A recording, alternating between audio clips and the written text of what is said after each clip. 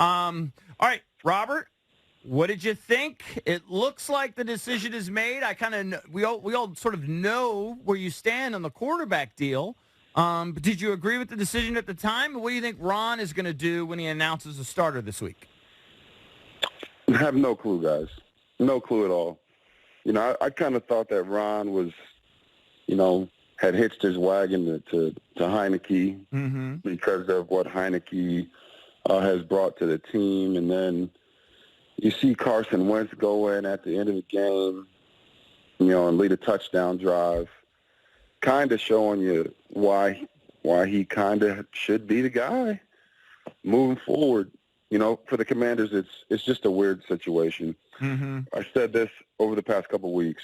When it's a close game and the defense is playing well, Taylor Heineke just seems to have this type of magic at the end of games that can, squeak one out for the Commanders. But Carson Wentz, when you have a game like they played against the 49ers and you need some more firepower, he's the guy that can really get that done for you. And I think he only kind of stapled that fact by the way he played at the end of the football game. So if I was the Commanders, I think the Heineke magic, it's not gone, but it's time to give Carson Wentz an opportunity to prove why he is getting paid so much money and give this offense an opportunity to go out and put up more points to play against the big boys. And don't you think Carson, look at what Baker's done here in 2 of the last 3 weeks. Don't you think Carson can change the narrative about him pretty quickly if he could find a way to play well these last 2 weeks? Last year was a very similar situation. And it's a similar record, just have to win down the stretch. Unfortunately, he wasn't able to do it, and that's haunted him. This is an unbelievable opportunity. It's essentially a 2-game tryout for Carson. Yeah. I think Carson can certainly change the narrative if he gets the Commanders into the playoffs. Yeah. I think that would be huge. You know what you have in Taylor Heineke. This is a guy that the locker room is going to love. This is a guy that, is going to put it out on the line every single time. But he's also a guy that's going to make a couple, head-scratching plays throughout a game that can really hurt you as a team. You almost have to play perfect when Taylor Heineke is at quarterback. With Carson Wentz, it's going to be a roller coaster, you know that. But, man, it's going to be one hell of a ride. And he's going to give you an opportunity to go out and put up 35 points.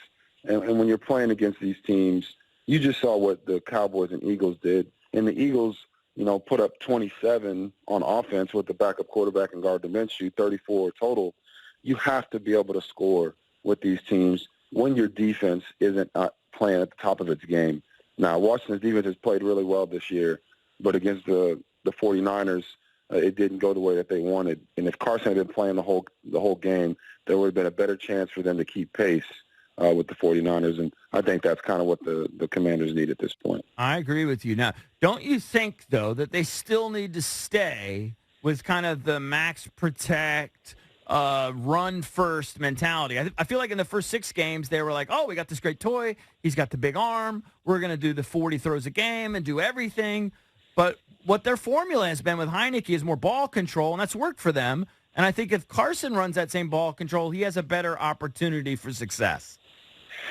Yeah, I agree. And guys, it's almost like we've been talking in cycles, not circles, but cycles throughout the season. When it comes to Carson Wentz, they wanted to use his arm and all the weapons and all that, and they just couldn't protect. They're not built that way. And I think they realized that when Heineke came in, their lack of trust in Heineke to throw the ball as much kind of played hand in hand with how the team is built to run the football and do the play-action passes. So I would do the same thing with Carson, just knowing that Carson is a more talented thrower of the football. So if you use the same scheme, he's going to have the opportunity to hit bigger plays down the field. He's going to have opportunities to get the ball to the skilled guys in a more efficient way. But still, yes, give Brian Robinson and those backs 25, 30 carries a game. And if you need it, then Carson can go out there and show off the arm and use all the weapons in that way. But don't, throw it out there at him, and now he's getting sacked 5-6 times. Then everybody's looking at you like, why'd you make the change? Right. Can you reiterate what you said earlier? Because I want people to hear this again. You've played for several different teams, and you've been around. Can you talk about how long it takes even a veteran quarterback to feel comfortable in a new system? Because I think that was part of why Carson was struggling too. He was learning this personnel, learning the system. They were learning him, et cetera. Yeah, I played for 3 teams. I had 6 coordinators in 8 years, so 6 different offenses in 8 seasons. And for me, it's always year one can be a struggle. Getting to know your coordinator, getting to know when it's 3rd and 7. Yes, you go over it every single week. What your first and second, third down call are going to be. But what if it's the middle of the third quarter and you've run through 3 or 4 third down calls? What's your coordinator thinking? What's that play call that's going to be his go-to to get you back in rhythm? Those are things that take time. Bruce Arians and his offense with the Bucs, look at what Tom Brady went through in his first year. Now, the numbers were great, but they struggled that year. They won the Super Bowl up until, the last fourth of the season. So for Carson, it's not an excuse to say, hey, maybe he's struggling a little bit with Scott Turner, and trying to figure things out. But does he know the offense better now? Is he going to be more comfortable now, having sat out for so long and watched and seeing how Heineke's gone out there and maximized certain things of his game?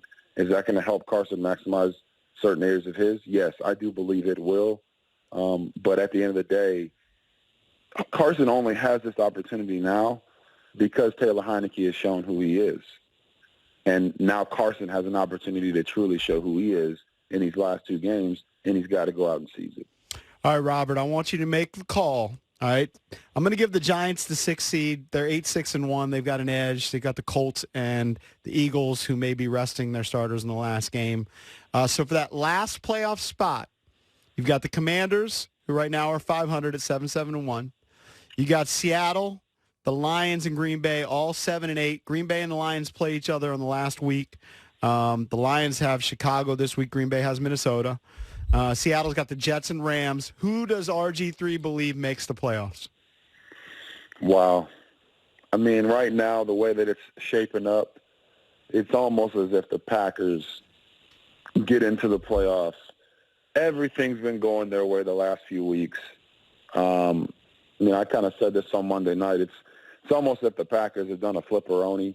Normally they're hotter than fish grease through the regular season, and then postseason the last couple of years they just haven't, lived up to what everybody thought. And this year they've been terrible the whole regular season, and now they're trying to back their way into the playoffs. So I know, as a Commander supporter, I thought the Commanders could win 10 games. I thought that they could get into the playoffs, and I don't think that's a foregone conclusion and that they won't. But if I was a betting man, I'd probably put it on the Packers because they seem like a team of quote-unquote destiny down the stretch. Everything's been going their way. Do you think they have the offense, though, to score with Minnesota?